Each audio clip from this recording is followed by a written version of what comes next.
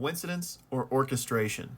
Let's talk about Yuji and this first finger, but manga spoilers beware.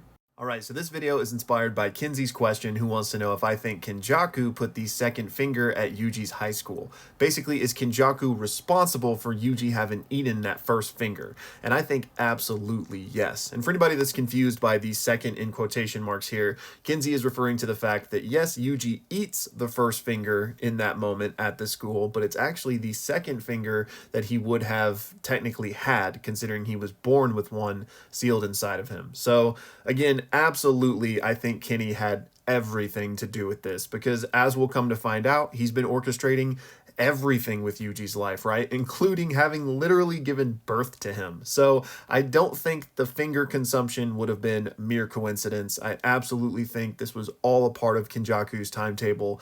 And there's a pretty compelling argument or theory, I would say, that even points to how he might have done this. So in the very first chapter of JJK, before they find the finger, we have Yuji showcasing his superhuman strength when he throws the shot put. Well, in the side of this panel, there are two girls here who bear a striking resemblance to Nanako and Mimiko, Geto's and Kenjaku's little disciples.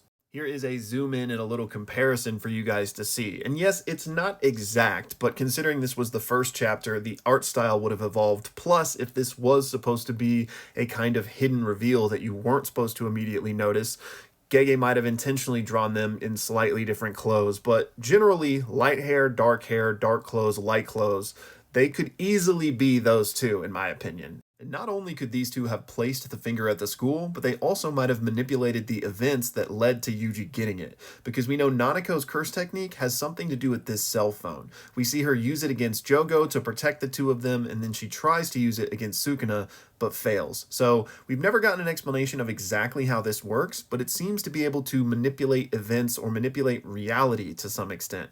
Because again, with Jogo, we see them get burned, but then later they're okay, right? So perhaps she used this in order to influence the finger getting into the hands of the occult club, which would then put it in close proximity to Yuji.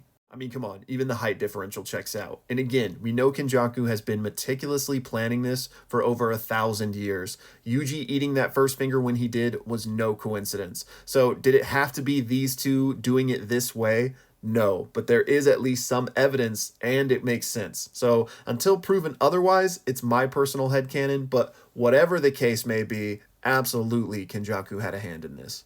Anyways, y'all, definitely hit me with your thoughts on this in the comments. I would love to hear them. Kinsey, thank you so much for the support, and thank you all for watching.